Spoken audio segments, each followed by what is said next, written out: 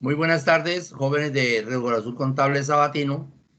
Vamos a dar inicio a nuestra quinta sesión. Vamos a terminar de hacer las exposiciones de los alumnos que nos hacen falta y planteamos ya lo que nos falta. Acuerden que tenemos el trabajo final del normograma que tienen que hacer de una empresa.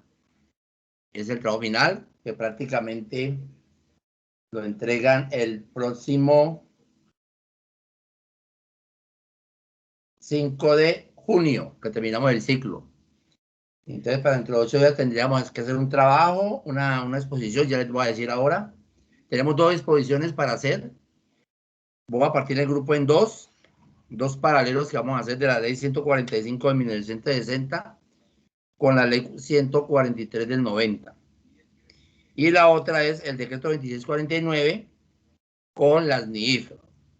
Hacer unos paralelos, hacer las diapositivas y hacer las exposiciones en las 2 semanas que nos faltan. Y el trabajo final, para el 5 de junio, el normograma de la empresa que ustedes han escogido, según la actividad económica, pues. Entonces, vamos a darle paso, pues no está, Juan David Soto no está. Aquí me falta, entonces, Siley Bosquera.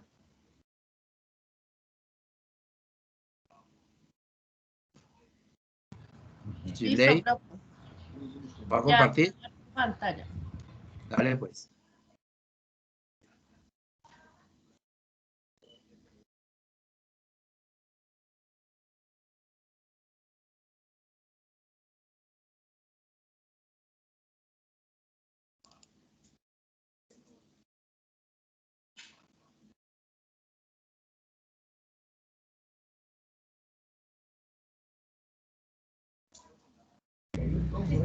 Profe, ahí ven la diapositiva. Sí.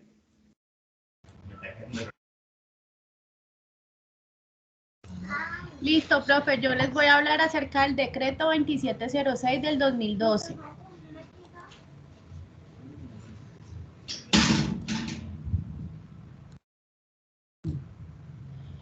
El decreto 2706 del 2012 hace referencia a la forma en que las MIPYMES deben implementar las NIF de manera que sea posible la generación de estándares internacionales de contabilidad y de información financiera para unificar la manera en la que se presente esta misma información. La importancia del capítulo 2 del decreto 2706 radica en que se describe cada uno de los objetivos de los estados financieros y lo que permite que la información financiera sea útil. Además, establece los conceptos. Perdón. Ay, Dios mío.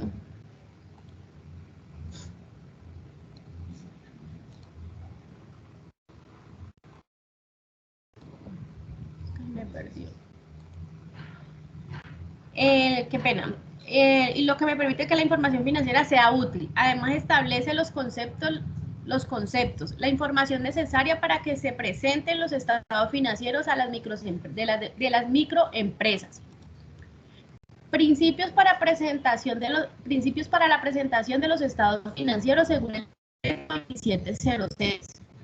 El primer objetivo hace referencia al estado de resultados y al estado de la situación financiera de las microempresas, los cuales hacen parte de un sistema que debe crearse con base en la contabilidad de causación.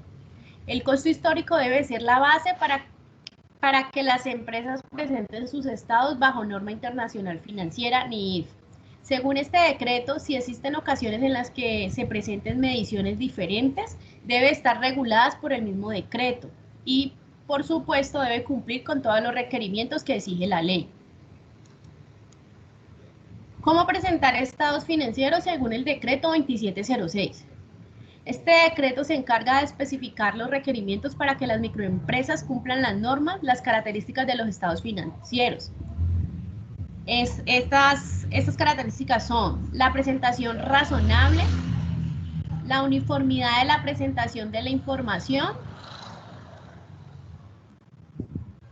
y con esto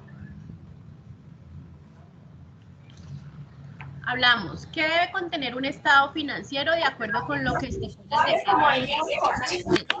Un estado presentación financiera, un estado de resultados, notas a los estados financieros son parte integral de los estados financieros. Con sujeción a las siguientes reglas. Cada nota debe aparecer identificada mediante números o letras y debidamente titulada con el fin de facilitar su lectura y que cruce con los estados financieros respectivos. Cuando sea práctico y significativo, las notas deben de ser referenciadas adecuadamente en el cuerpo de los estados financieros. Las primeras notas deben identificar al ente económico, resumir sus políticas y prácticas contables y los asuntos de importancia relativa, presentarse en una secuencia lógica. El decreto 2706 es muy simple al respecto. Debe incluirse la utilidad bruta, de la cual se obtiene información de los gastos, lo que incurrió la empresa, se debe adicionar los ingresos y se le debe sustraer la provisión para los impuestos sobre la renta. En cuanto a las inversiones, la forma de medirlo será mediante el costo histórico, el cual incluye los costos originados de adquisición. El decreto 2706 también establece que es de suma importancia emitir un resultado del valor de las inversiones reflejadas en los libros. En las cuentas por cobrar, en el decreto 2706 también establece que se debe especificar cuál es el monto de los intereses pendientes de cobro y que se debe especificar cuáles son los estados financieros y el deterioro durante el año.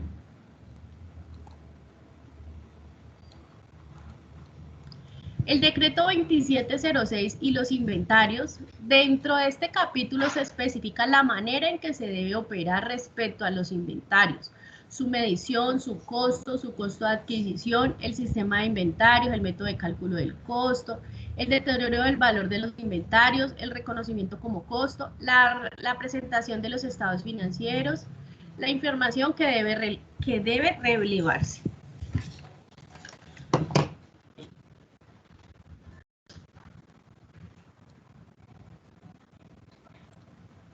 Listo, profe. Eso en cuanto a mi resumen del decreto 2706. Igual ahí también encontré las características pues que deben tener los estados financieros, que pues esas pues siempre las hemos tenido como presente, que es la comprensibilidad, la relevancia, la materialidad e importancia relativa, la fiabilidad, la esencia sobre la forma, la prudencia, la integridad, la comparabilidad, la oportunidad.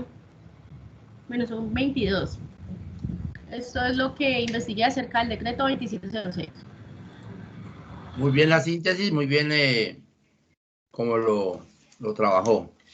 Muy bien, Chile. Seguimos con... Profe, voy a dejar de compartir ya. Acuérdese que debe pasarlos al grupo, ¿no?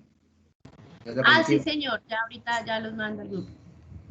Carolina Mora.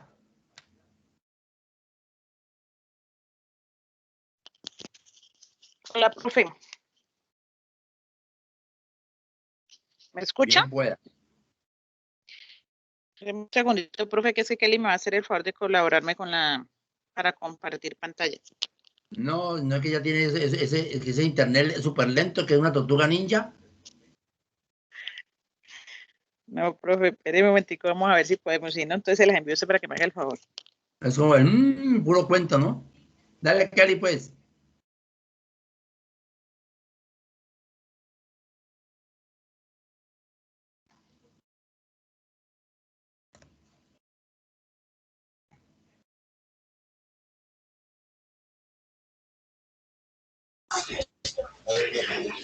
¿Sí las están viendo?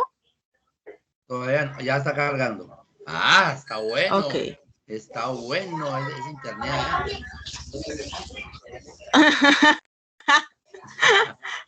Dale, pues, Ay, Carol. ven, no es creyente. Listo, profe. Bueno, Es entonces... la autora de los hermanos Grimm. Dale, Listo, Carol. profe. Entonces, sigo con el decreto 2706 para hacer el complemento de lo que estaba hablando la compañera Shirley. Dice, este decreto es del 27 de diciembre de 2012. Mediante la ley 1314 de 2009, regularon los principios y las normas de contabilidad e información financiera y de aseguramiento de la información, aceptados en Colombia, brindando con ella la salida para demostrar la capacidad de competir en el mercado. La siguiente, Kelly, por favor. Dice que la NIF para las MIPYME.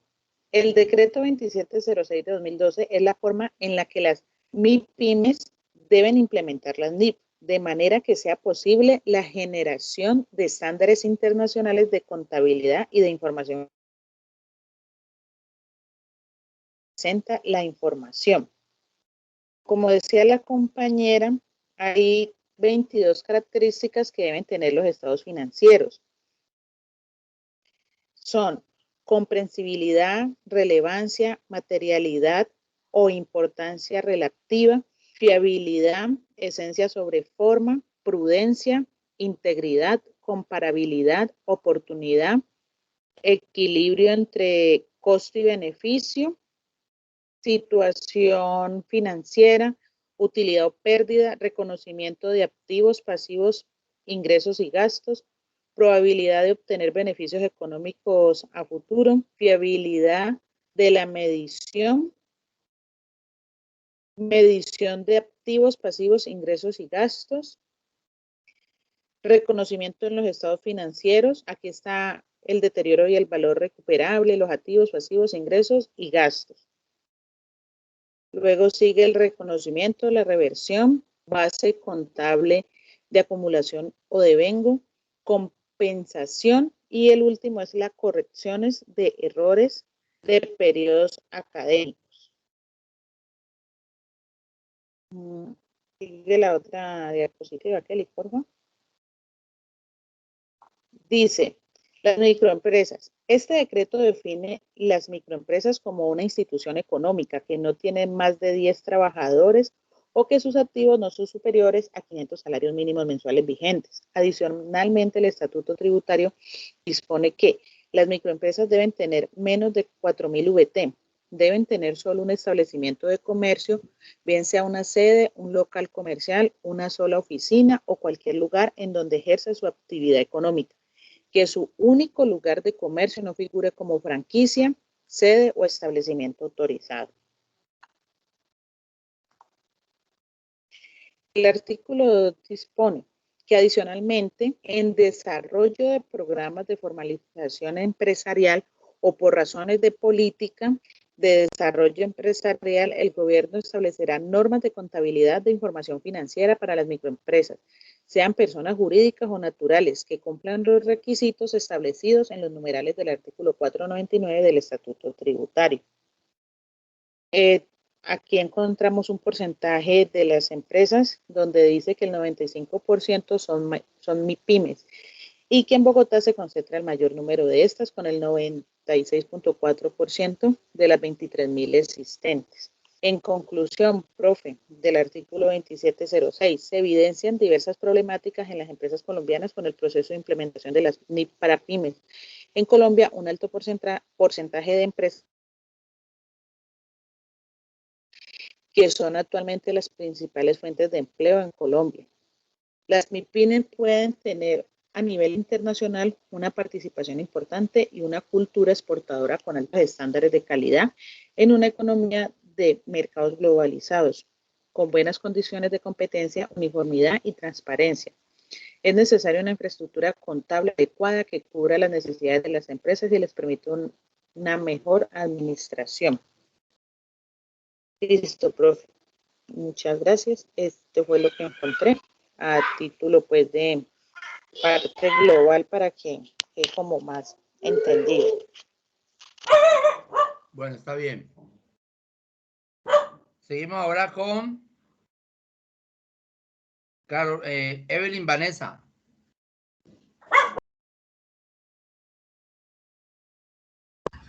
Sí, deja de compartir. Muchas gracias. Bueno, a la plataforma, al grupo Milady, por favor. Sí, profe, ya las envío.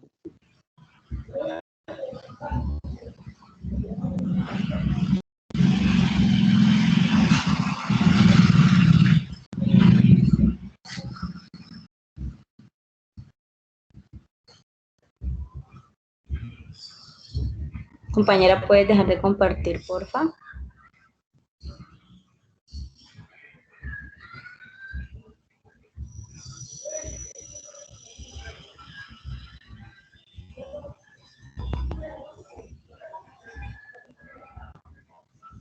Carol, Kelly, deja de compartir.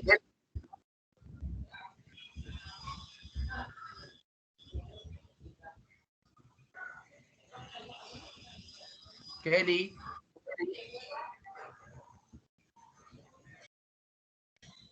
Ya, listo. Ahora sí, Evelyn.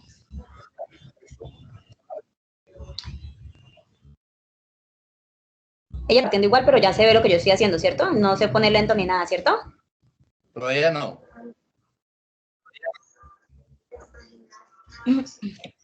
Buena tarde, a mí me corresponde el decreto 3022 del 2013. Todavía no está la diapositiva, Evelyn. Ah, ok, entonces no, toca esperar entonces un momento a que deje de compartir ella, porque yo ya empecé a compartir, pero no, entonces no lo ve, no lo deja No, ver. ella ya dejó compartir. Sí, entonces espérame, yo dejo de compartir porque yo ya... Al ladito del micrófono está el televisorcito ese. Uh-huh.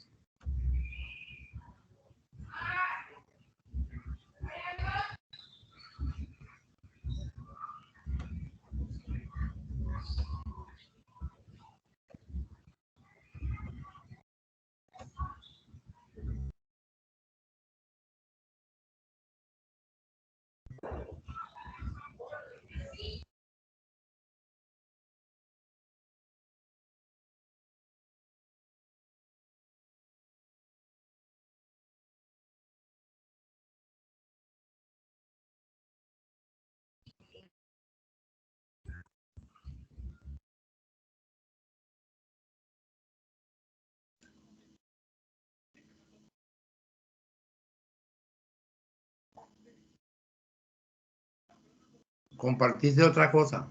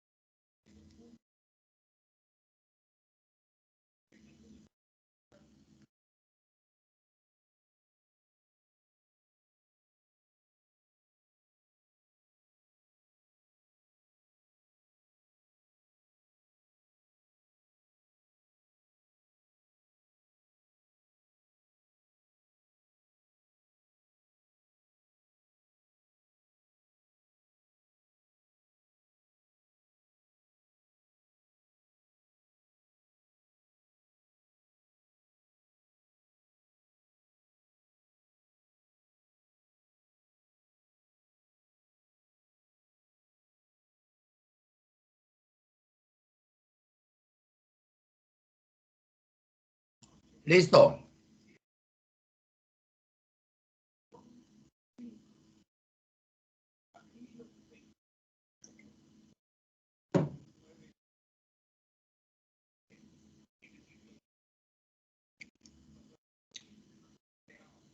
Está bien.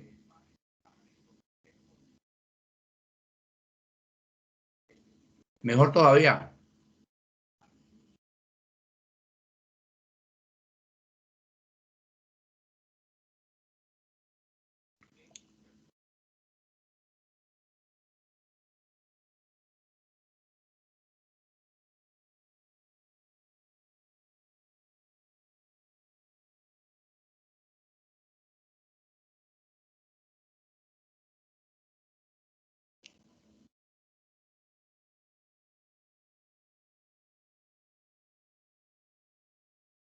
Usted está hablando, pero no se oye.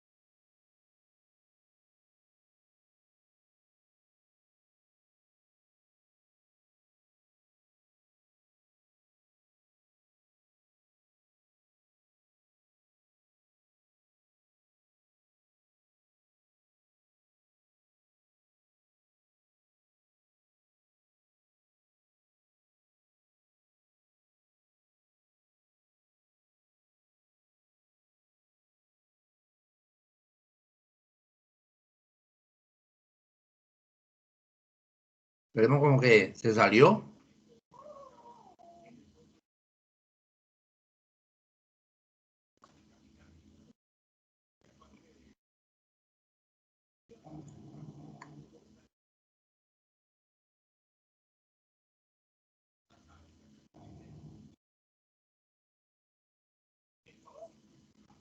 Bueno, miremos a ver si ya está Sonia Patricia Barrio, ¿ya está lista?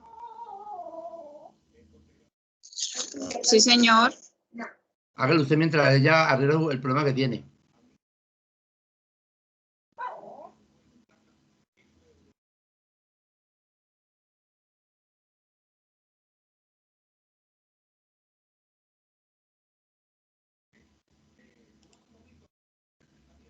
Bueno, parece que ya está entrando. Dale, Sonia.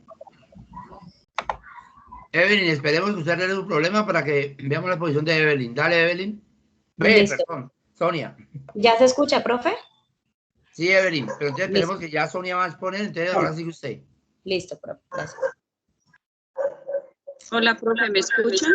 Sí. Bueno, yo les voy a exponer el decreto 2420 del 2015.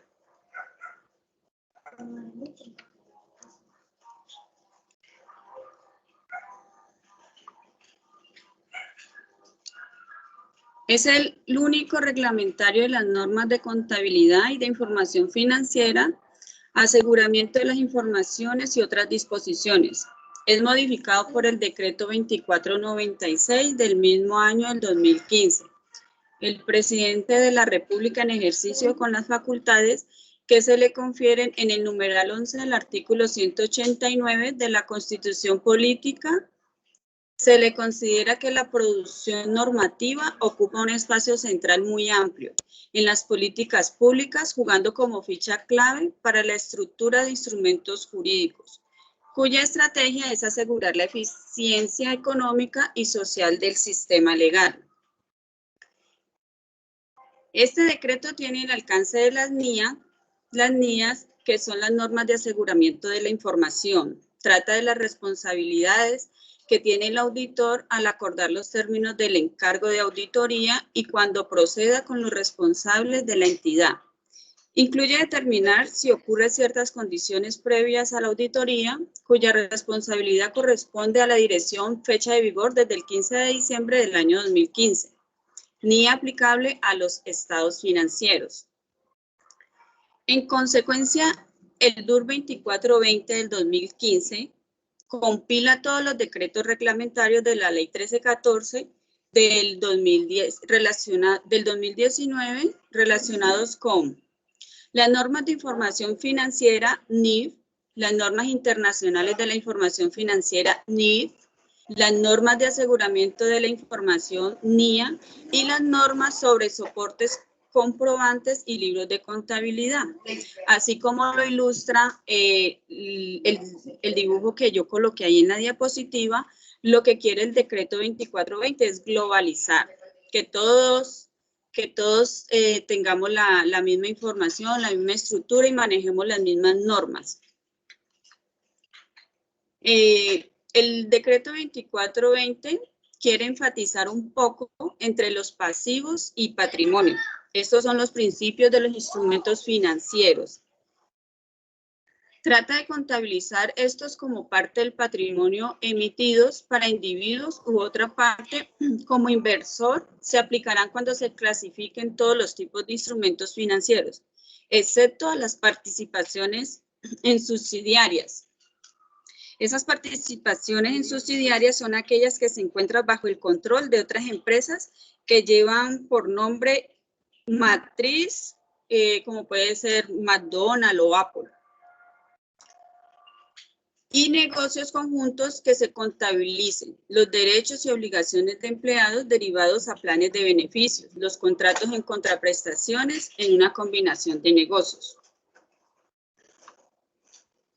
El decreto tiene 4 títulos. Voy a hablar del primer título 1 o grupo 1, que viene siendo, aquí coloqué algunos ejemplos como los bancos y las empresas grandes, son las empresas plenas. A partir de la expedición de la Ley 1314 del 2009, se han emitido diferentes decretos que compilan las normas técnicas contables aplicables en Colombia. Se dividen en 4 títulos, como les había dicho. Deben cumplir una serie de requisitos, deben de ser emisores de valores, entidades de interés público, entidades que tengan activos totales superiores a 30.000 salarios mínimos legales vigentes o tener 200 trabajadores, que no sean emisores de valores ni entidades de interés público y que cumplan las siguientes condiciones. Ser subordinada o sucursal de una compañía extranjera que aplique NIF. Ser subordinada o matriz de una compañía nacional que deba aplicar NIF.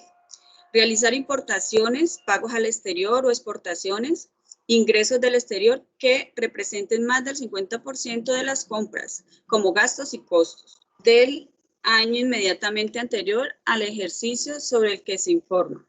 Y ser matriz, asociada o negocio conjunto de una o más entidades extranjeras que apliquen NIF.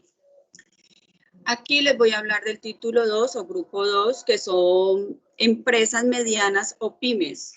Estos son algunos ejemplos que coloqué, como la empresa Tecnodiesel, Millennium y Soluciones Tecnológicas Ambientales.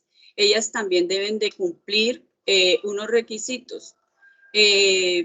Empresas que tengan activos totales por valor entre 500 y 30.000 salarios mínimos legales vigentes. Y obviamente pues que no tengan los requisitos del título 1 o grupo 1.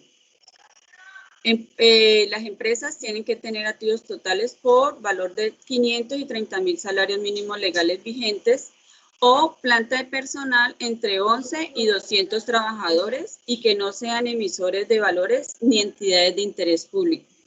Microempresas que tengan activos totales, excluida la vivienda, por un valor máximo de 500 salarios mínimos legales vigentes o planta de personal o superior a 10 trabajadores cuyos ingresos brutos anuales sean iguales o superiores a 6.000 salarios mínimos legales vigentes. Dichos ingresos brutos son los ingresos correspondientes al año inmediatamente anterior al periodo sobre el que se informa. Para la clasificación de aquellas empresas que presenten combinaciones de parámetros de planta de personal y activos totales diferentes a los indicados, el factor que determina dicho efecto serán los activos totales. El título 3. El título 3 son las microempresas. Como podemos ver acá, los restaurantes que pueden tener un negocio en marcha, las personas naturales. Al lado derecho también coloqué lo que es un club campestre y deben de reunir también una serie de requisitos. Personas naturales o jurídicas que cumplan los criterios establecidos en el artículo 499 del Estatuto Tributario. Son microempresas que tengan activos totales excluidas la vivienda por un valor máximo de 500 salarios mínimos legales vigentes o planta de personal no superior a los 10 trabajadores que no cumpla con los requisitos para ser incluidas en el grupo 2 ni en el literal anterior. El título 4 o grupo 4 son regímenes especiales. Son establecimientos bancarios, corporaciones financieras, compañías de financiamiento, cooperativas financieras, organismos cooperativos de grado superior y entidades aseguradoras. Debe cumplir con los requisitos exigidos como para el grupo número 1, el tratamiento de la cartera de crédito y su deterioro y la clasificación y valoración de las inversiones en la NIF 39 y la NIF 9. Ahí coloqué algunos ejemplos de las aseguradoras y la cooperativa de la universidad. Este decreto tiene un objetivo. El objetivo de la información financiera que tenga un propósito general, que es proporcionar información financiera sobre la entidad que informa que sea útil a los inversores, prestamistas y otros acreedores existentes y potenciales para tomar decisiones sobre el suministro de recursos a la entidad. Esas decisiones conllevan comprar, vender o mantener patrimonio e instrumentos de deuda y proporcionar o liquidar. Se va a caer por aquí. Esto es suficiente de los estados financieros realizados bajo NIF que son suministrados por los contadores. Muchas gracias, profesor. Esa fue mi exposición. Excelente la exposición. Y muchachos, ese decreto, por favor, ténganlo muy bien en cuenta, porque es bueno tener bien claro cuál es el grupo 1, grupo 2 y grupo 3. Cuando ustedes llegan a un formulario de Cámara de Comercio, le preguntan a qué grupo pertenece la empresa, entonces para que la tenga bien clara. No se olvide, Evelyn, perdón, Sonia, de subir la diapositiva al grupo, ¿vale? Ah, bueno, profe, yo ya se las envío, sí, listo. Excelente. Bueno, vamos a entrar ahora sí con Evelyn, Vanessa. Listo, profe. Deja de compartir, ya.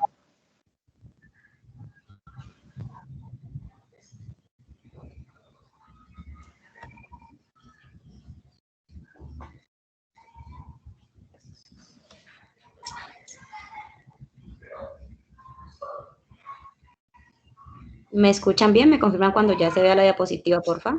La escuchamos bien y ya está saliendo ya salieron, dale. Listo. Entonces les decía que a mí me corresponde el decreto 3022 del 2013. El decreto 3022 del 2013 son normas de información financiera para el grupo 2.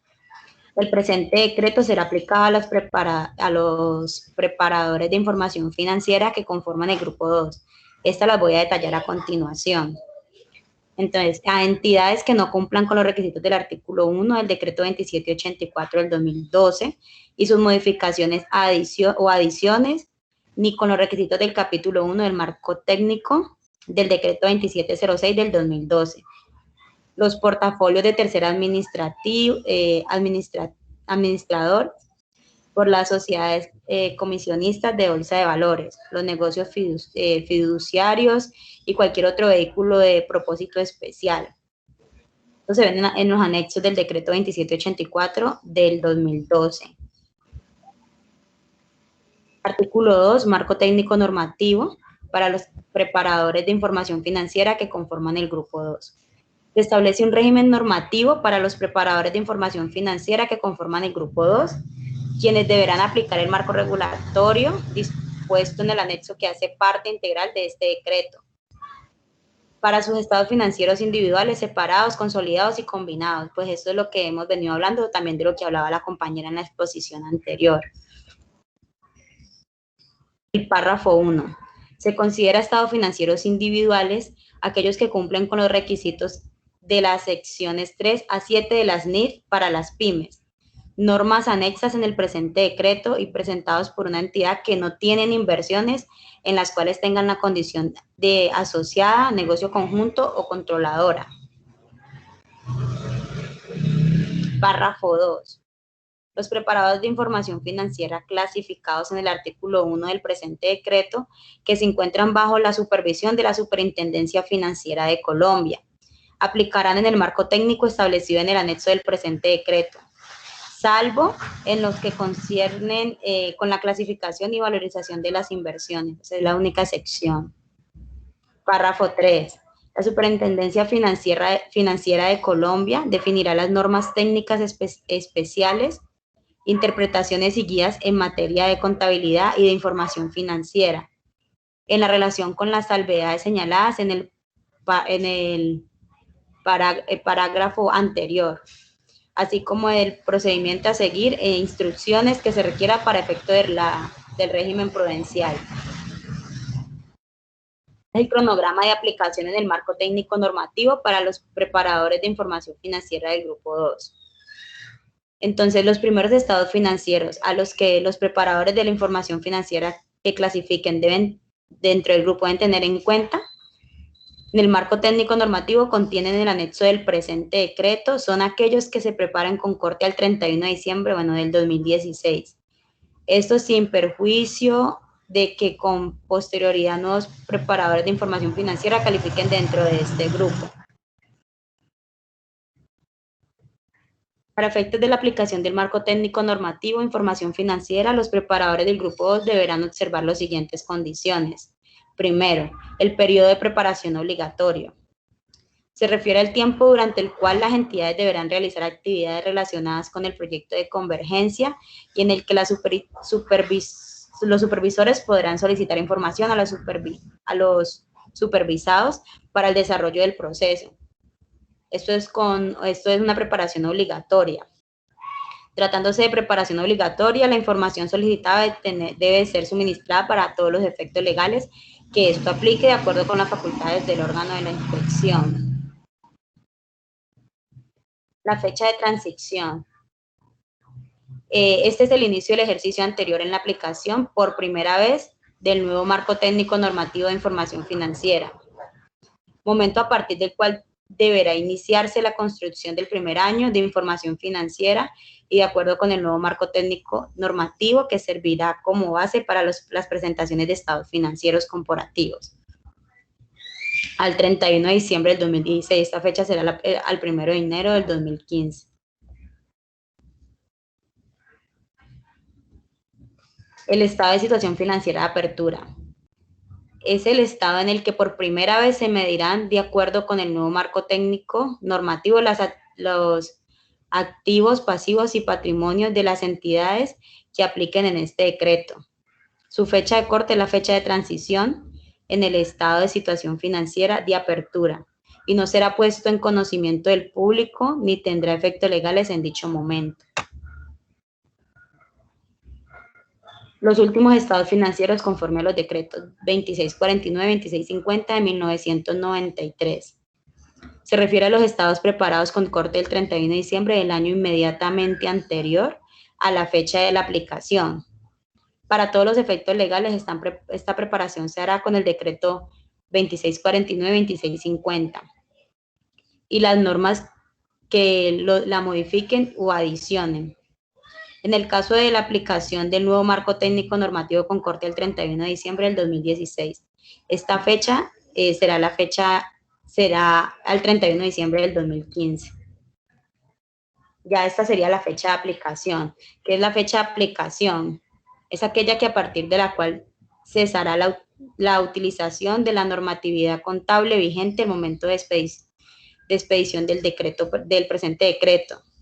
Y comenzará la aplicación del nuevo marco técnico normativo para todos los efectos, incluyendo la contabilidad oficial, los libros comerciales y el presente y la presentación de estados financieros.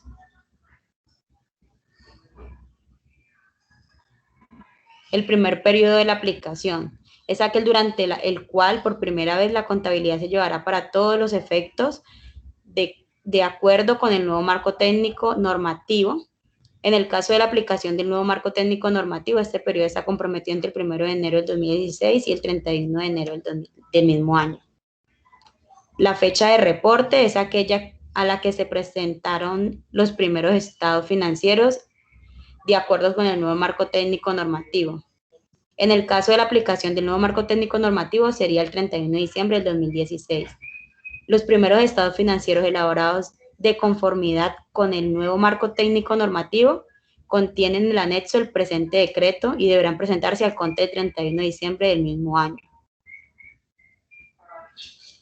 Los órganos que ejercen inspección, vigilancia y control deberán tomar las medidas necesarias para adecuar sus recursos en orden a observar lo dispuesto en este decreto.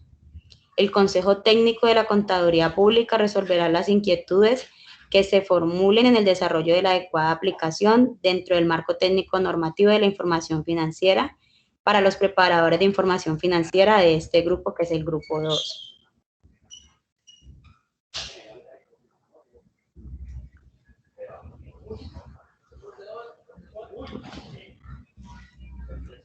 Entonces, en resumen, estas son como las empresas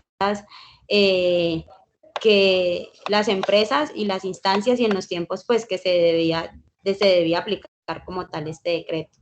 Fue como lo más pues resumido que encontré para poderle suministrar la información. Muchas gracias. Perfecto, Evelyn, muy bien. Bueno, ya entró Juan David Soto. No ha entrado, bueno, ok. Muchachos, bueno, ya tengo entonces el parcial, la nota del parcial. Entonces quedan así las notas. Primer parcial, Luz Alba, 4.8. María Cristina Londoño, 4.5. Deyanira, 4.7. Jessica Alejandra, 4.8. Sebastián Plata, 4.2. Judy, 4.2. Soto me está debiendo pues la exposición de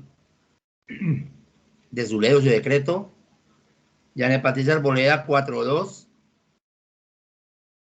Kelly Joana Morillas, 4.5. Ana María Caicedo, 5. Isabel Vanegas, 4.8. Shirley, 4.4. Caro Milady, 4.5. Evelyn Vanessa, 4.2. Y Sonia Patricia Barrios, 4.9. Entonces ya tienen la nota. Bueno, muy bien. De verdad que de eso se trata esta asignatura, ¿no? De todo lo que hay detrás de los números, detrás de los estados financieros, detrás de las políticas. Muy bien. Ahora sí continuamos para sacar otra nota. Ya está el parcial. Esta parcial de esta exposición es para el primer panel que tuvimos de la página 7 a la 19. Ahora vamos a sacar otra nota de que lo que tenemos para hoy de la página 26 a la 33. Déjeme, voy a buscar el archivo.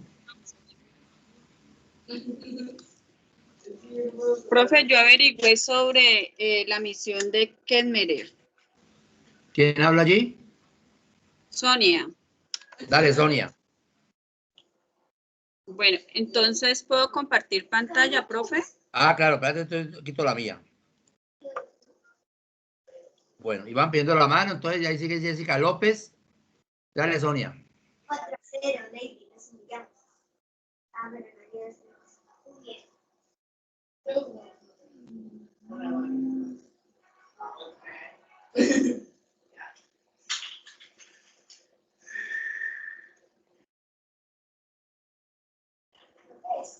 Dale.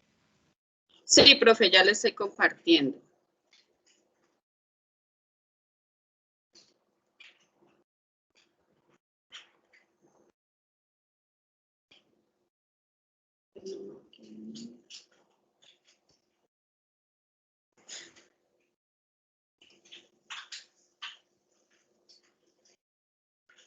Dale, ya, muy bien. Bueno, yo investigué sobre la misión de Kedmerer, que consistió en una serie de propuestas de remodelación de los sistemas monetarios, bancarios y fiscales, que luego se convirtieron en leyes. La misión, ese fue el nombre que le dieron, la misión Kedmerer, que en realidad fueron varias, se desarrolló principalmente en Latinoamérica entre 1919 y 1931.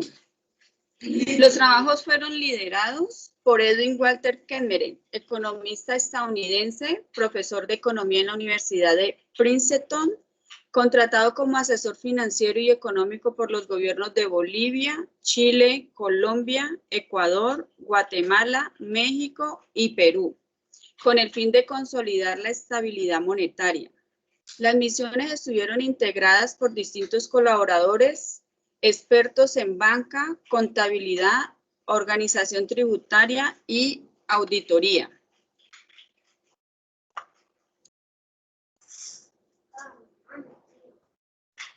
Él creó 8 leyes. La ley 25, que es orgánica del Banco de la República, la ley 45 sobre establecimientos bancarios, la ley 20, que fue la de timbre, ley 36 de impuesto sobre la renta, la ley 42 de Contraloría, la ley 34 sobre la formación y fuerza restrictiva del presupuesto, la ley 31 por la que fijaron el número y nomenclaturas de los ministerios, y la ley 46 que fueron los instrumentos negociables. La ley 25 orgánica del Banco de la República, se creó el Banco de la República como Banco Central Colombiano. Se organizó como sociedad anónima con un capital original de 10 millones oro de los cuales un 50% lo aportó el gobierno y la diferencia los bancos comerciales nacionales, extranjeros y algunos particulares. La ley 45, que fue la sobre los establecimientos bancarios, será aplicable a todos los individuos, corporaciones, sociedades, establecimientos y sesiones en ellas definidos, como también a otras corporaciones, establecimientos e individuos que se sometan a especiales disposiciones de esta ley o que por violación de cualquiera de tales disposiciones queden sujetos a las penas en ellas establecidas. Las palabras cesión hipotecaria significan una cesión de un banco comercial que hace el negocio de prestar dinero garantizado con propiedades raíces que debe cubrirse por medio de pagos periódicos a intervalos de un año o menos y para emitir cédulas de inversión. La ley 20 de timbre, el papel sellado. Este tendrá 32 centímetros de largo y 22 de ancho.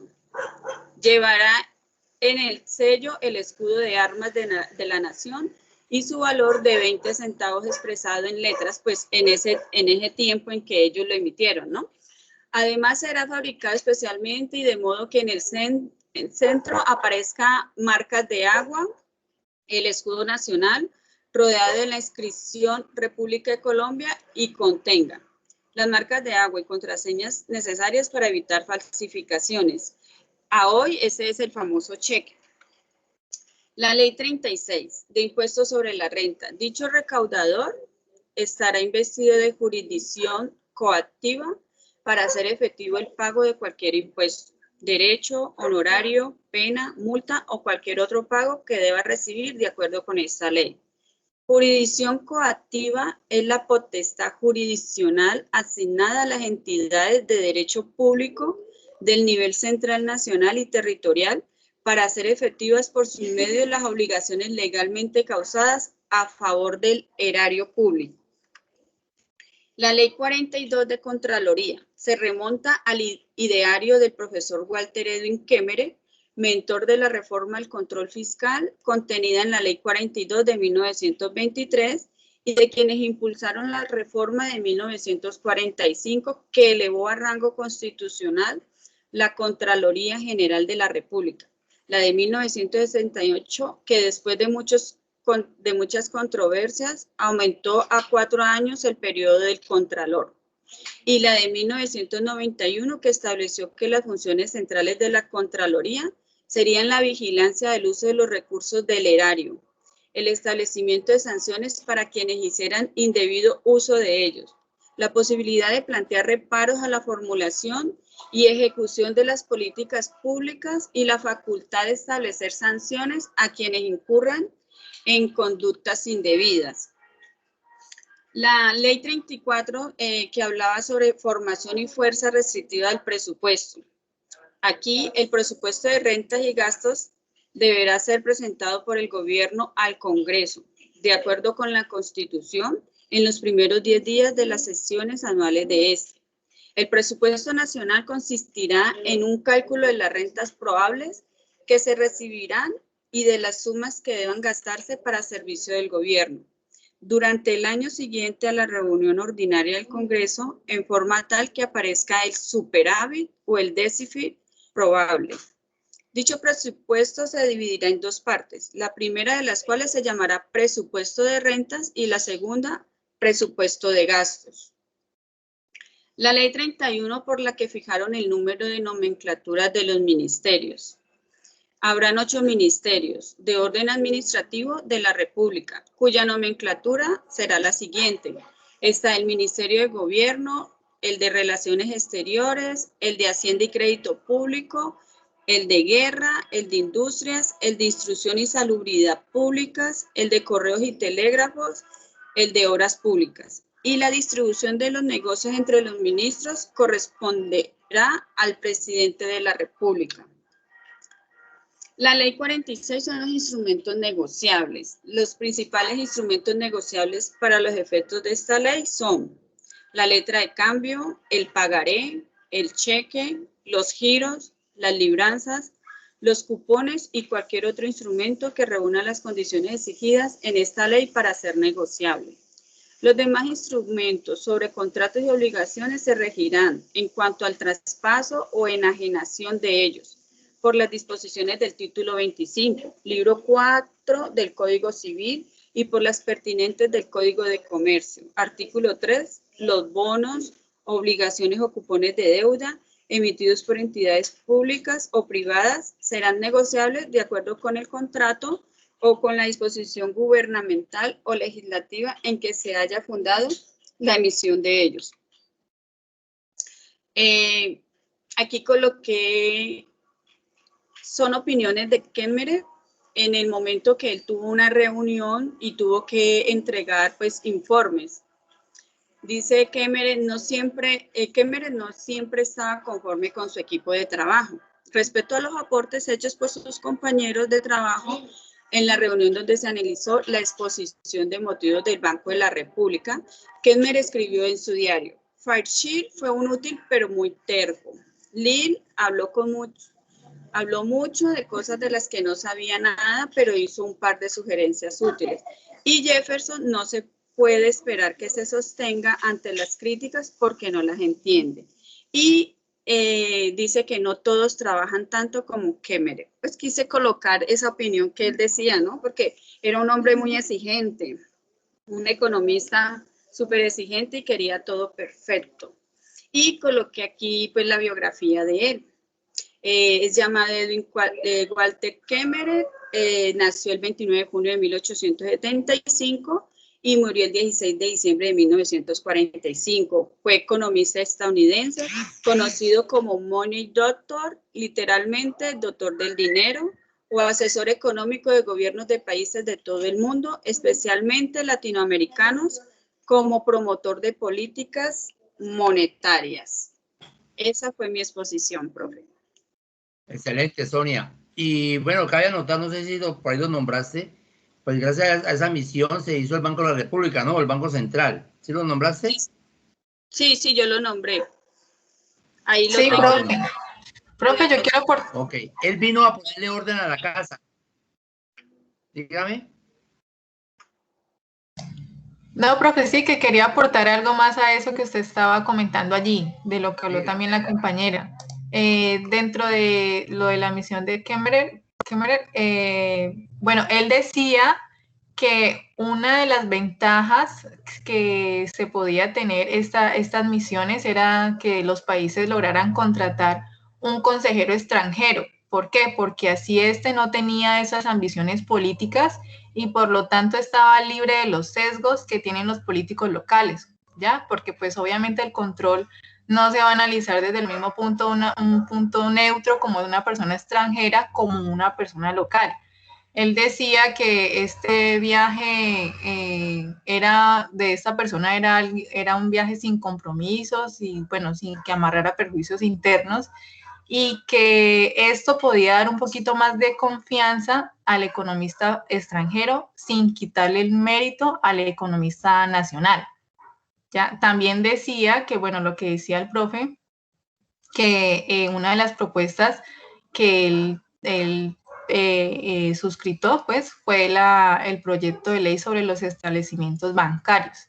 Los bancos consideraban, pues, como una ofensiva para su honorabilidad la sustentación del proyecto como de los establecimientos bancarios, donde se tenía que organizar la entidad, la superintendencia bancaria, como una garantía de un buen manejo del dinero que el público les estaba confiando. Entonces, pues los bancos, decía pues allí que los bancos no se sentían muy cómodos y les colocaron unas condiciones en que pues del encaje pues como la inversión que ellos tenían que hacer un 60% se podía utilizar, bueno, otros términos allí, y que tenían que estar obligados igualmente a suscribirse como accionistas del Banco de la República por el 15% de su capital para gozar unos beneficios que también iban a dar allí. Y también que esta misión también se daba para poder aspirar a que la moneda fuera una moneda sana, donde hubiera un control del crédito y para garantizar pues como la estabilidad en la moneda. En la segunda visita ya de Kemmerer, él modificó la Junta Directiva del Banco de la República, donde incorporó ya nuevos representantes como el representante de la Federación Nacional de Cafeteros, de las cámaras de comercio, y formalizó la inclusión del ministro de Hacienda. Allí también estableció controles para cambiar las operaciones con el resto del mundo, o sea, específicamente era el cambio de la moneda nacional a la extranjera.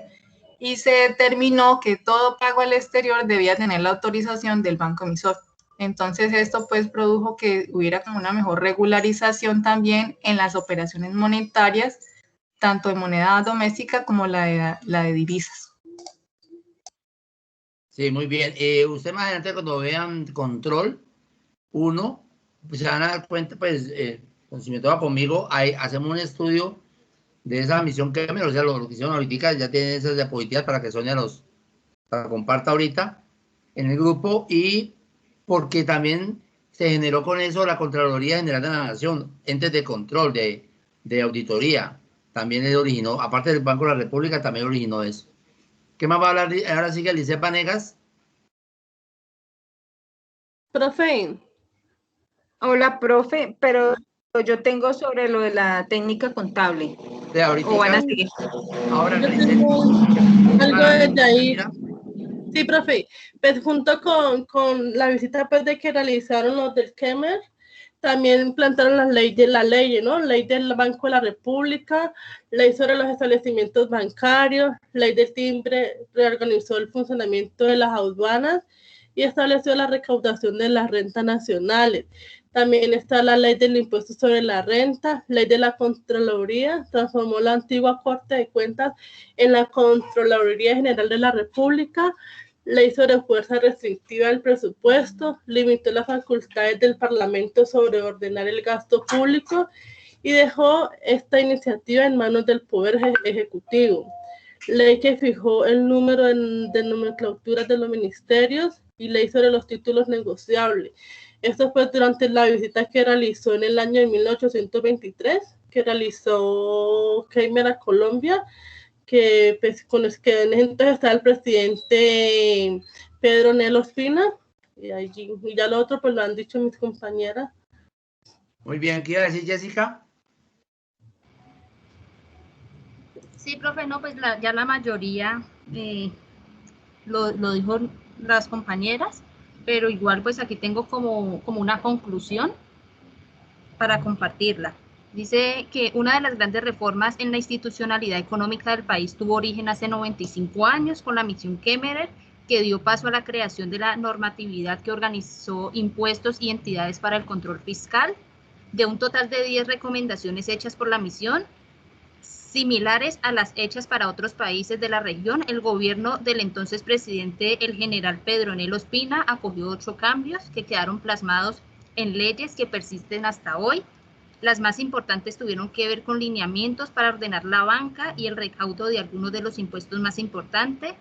Así nacieron el Banco de la República, la Superintendencia Financiera y la Contraloría General de la República. Ajá, exactamente. ¿Usted ya había hablado ahorita, cierto? No. ¿Es quién habló ahorita? ¿Quién hizo un aporte que hizo ahorita? Ana María Caicedo, profe. Profe de Yanira. Ana María Caicedo fue, ajá. Listo. Muy bien. ¿Qué va a hablar, Carol? Profe, lo que pasa es que ahí también dentro de la investigación se presentó una persona, un colombiano, que hizo parte del equipo de la misión Kemmerer, que fue el señor Esteban Jaramillo. Él ayudó en el éxito de la misión Kemmerer, sino que a él lo contrató o era pues como el grano de arena de los esfuerzos pues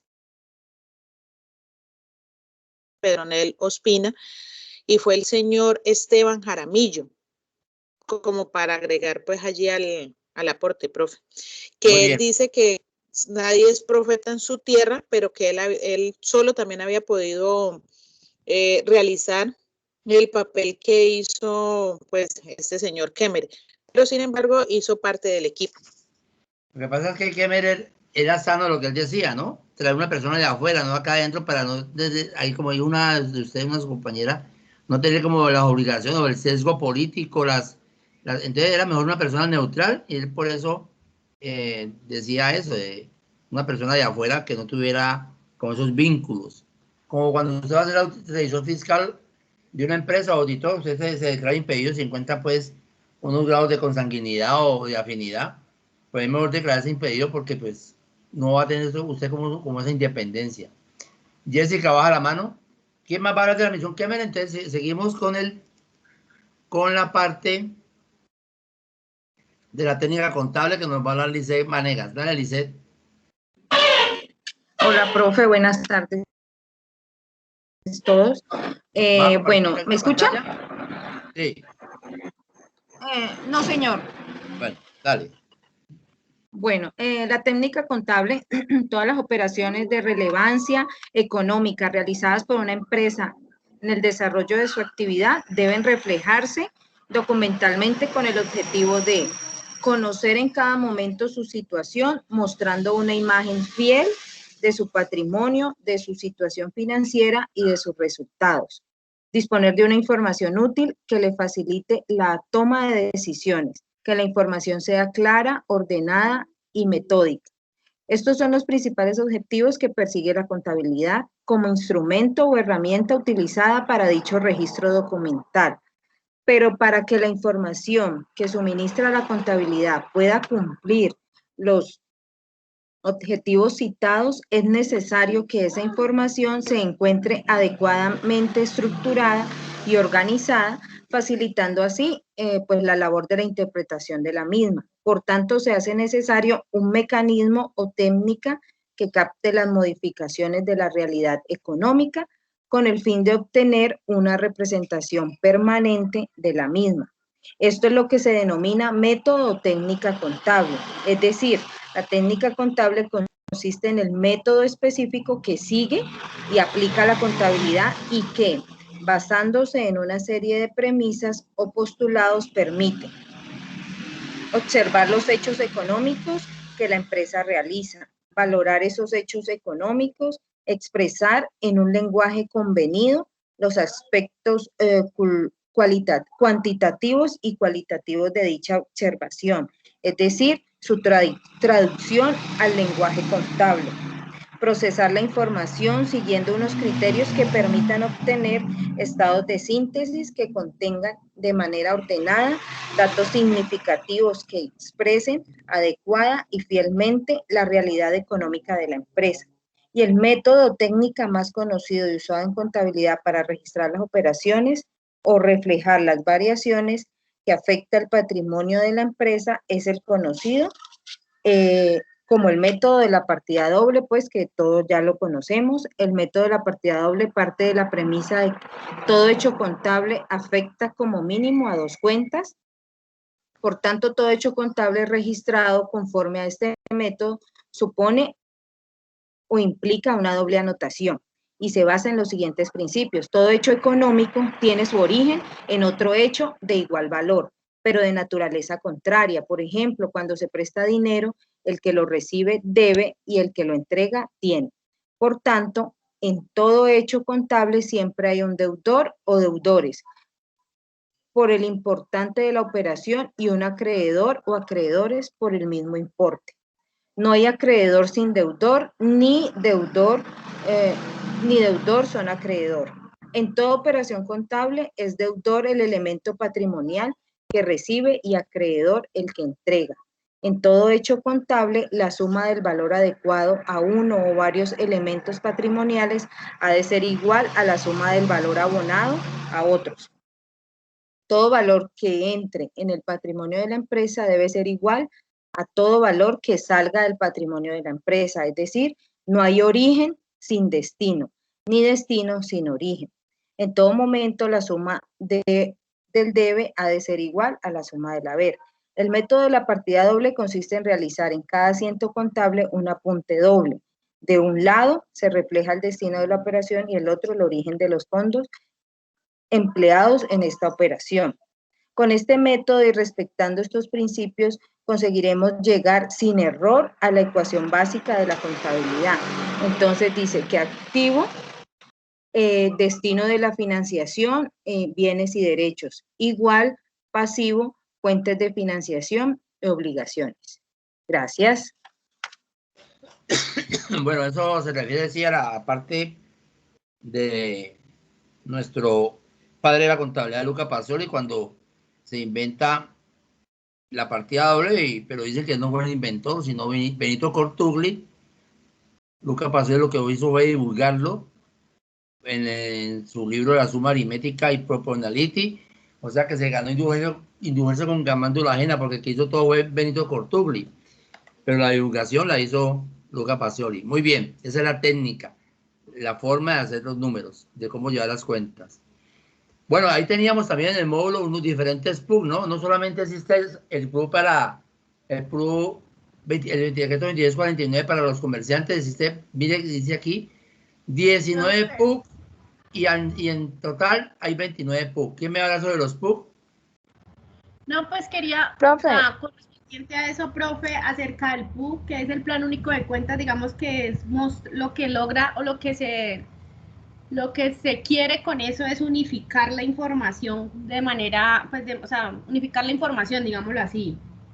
Y que en este momento está el PUC de la manera tradicional, que es el que está usando ahora, a pesar de que estamos pues con la norma internacional, se sigue aún usando el tradicional y está pues el del sector público, que son 2 aproximadamente. Y en el privado pues están clasificados en todos los que están allí, que es el sector financiero, el sector de asegurador, el sector de las,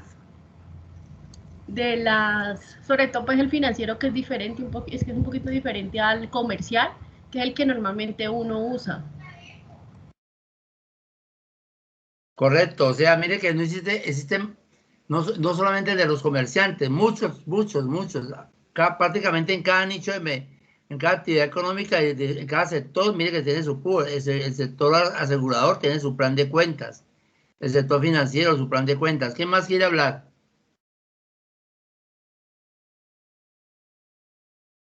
Si me van a quedar sin hablar, entonces ahí le pongo un hito.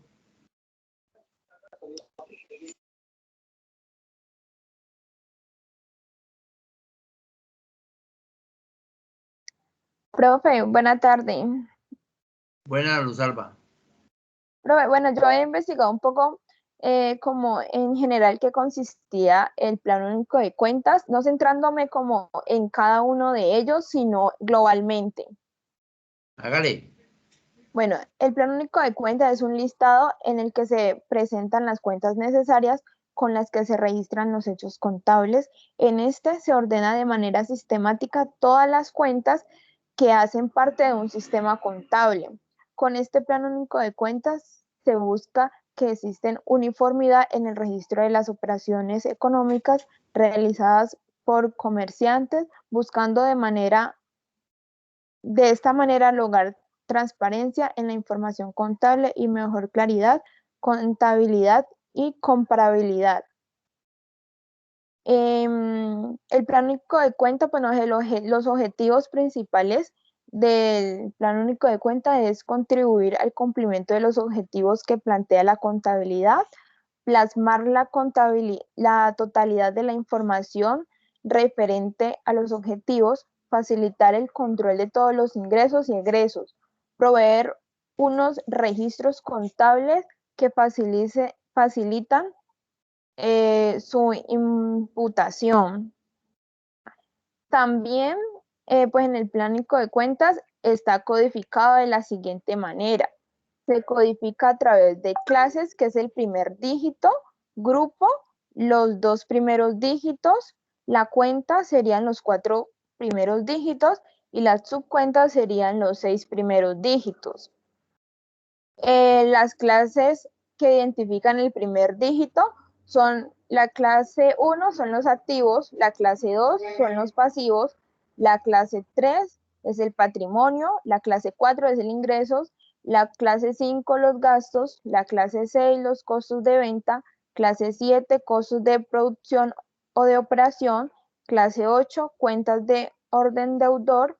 Clase 9, cuenta de orden acreedor.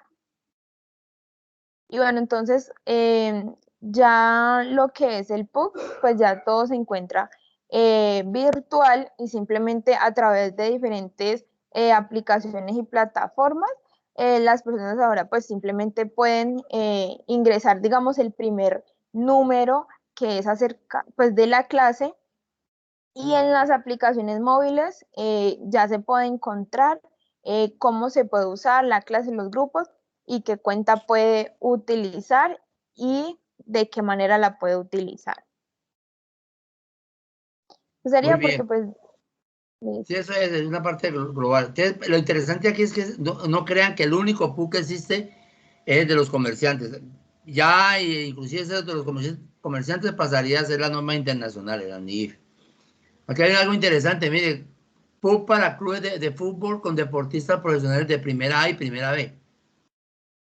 La verdad, mire que lo interesante es que uno todos los días aprende algo. No sabía que existía un PUC para ellos. Qué bueno hubiera sido que uno de ustedes hubiera investigado sobre ese PUC. Pero pues, ¿quién más va a hablar? Estoy viendo que están ganando de cortico los que no han hablado. Y lo dije hasta esa página de la 26 a la 33, pero para que cada uno de ustedes cogiera y estudiara un PUC diferente al que siempre hemos estudiado, el 2649 y el 2650, ¿no? El 2650 es donde está el catálogo de cuentas, catálogo. Pero mire, veo que no prepararon el resto y faltaron siempre. Los que expusieron fueron 1, 2, 3, 4, 5, 6, 7, faltaron 8.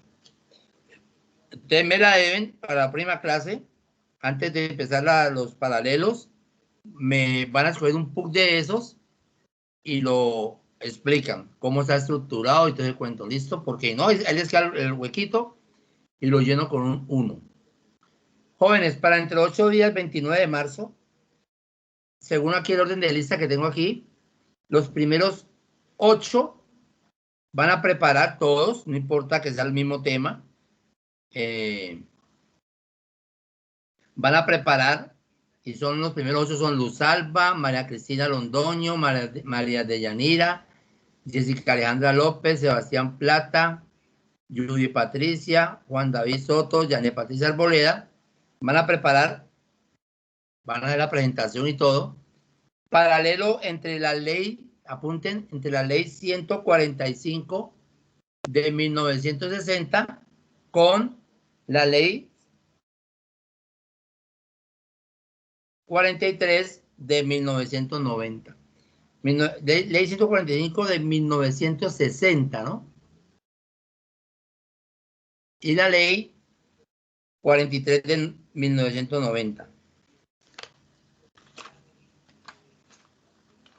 Hacen el paralelo, pues. Obviamente que es muy extenso, pero lo que usted más le llama la atención. Profe, no se la escuchó. ¿Cómo? Me hace el favor y me repite No que se la escuchó, profe. Pena. Bueno, les estaba diciendo que para entre 8 días, a ver, los que no lo expusieron hoy me deben la exposición. Y van a escoger un PUC de esos, de 229 que hay, 19. Me van a escoger uno y lo van a exponer acá. 1. Y para entre 8 días, los primeros 8 de la lista, que son Luz Alba, María Cristina, María Deyanira, Jessica Alejandra, Sebastián Plata, Judy Patricia, Juan David Soto y Janet Patricia Arboleda, van a preparar exposición sobre, o van a hacer un paralelo entre la ley 145 de 1960 con la ley 43 de 1990. Que tiene uno, que tiene la otra, que la aportó la uno, que sigue igual, bueno, un paralelo entre las dos. ¿Profe individual? Sí, individual. Bueno, profe, gracias. Una pregunta. Dígame. Yo hablé hoy sobre la misión que ¿también debo hablar sobre el PUC? No, usted no. Ah, bueno, profe, gracias. Fueron los que no intervinieron hoy. Y los otros 7 que son Kelly Murillas, Ana María Caicedo, Lizeth Vanegas, Shirley Mosquera, Carol Milady, Evelyn Vanessa y Sonia Patricia, van a preparar el paralelo entre el decreto 2649 de 1993 versus las NIIF, Normas Internacionales de Información Financiera. O sea, la ley 1314, ¿no? Profe, le corroboro.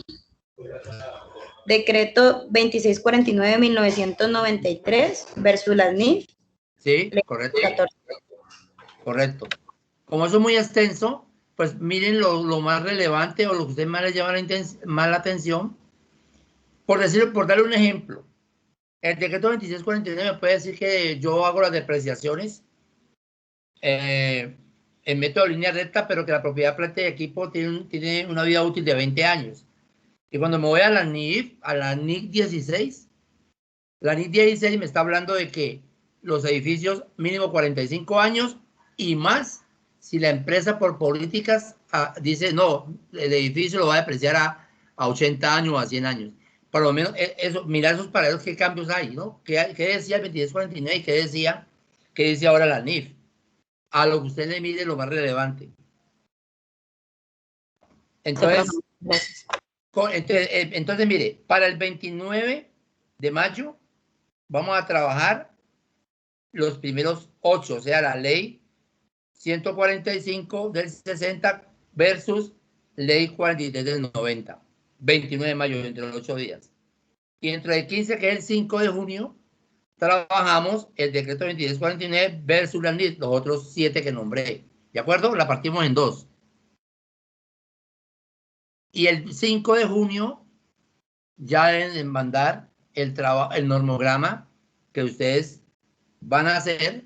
Y aquí les voy a mostrar porque prácticamente, muchachos, terminamos el módulo.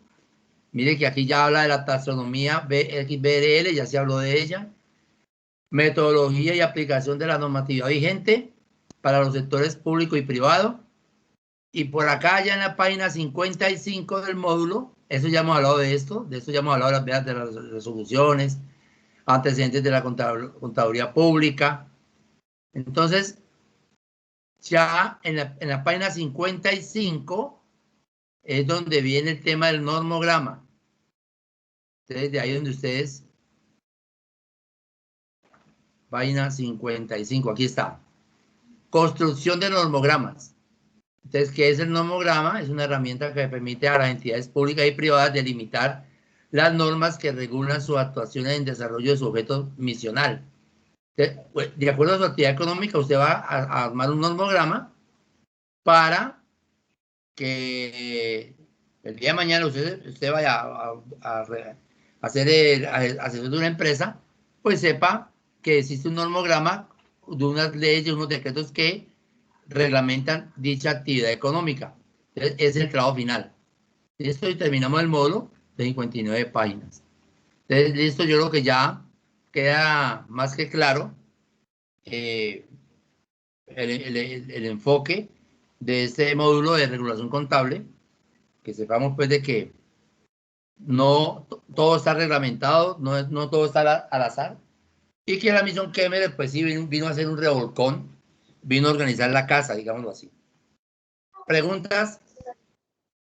Profe, el normograma, ¿hay que escalarlo a la plataforma? ¿Usted lo va a colocar como actividad? Sí, claro, como trabajo final, sí. Ah, listo, profe. Bueno, pero pues todavía en la otra semana lo subo. Que pasen un feliz fin de semana, que estén bien, que se cuiden y nos vemos dentro de 8 días a las 4 de la tarde. Bueno, profe, muchas gracias. Bueno, profe, muchas gracias, que descanse igual. Gracias, profe. Chao. Gracias, profe. Que descansen a todos. Gracias. Chao. Gracias. Gracias.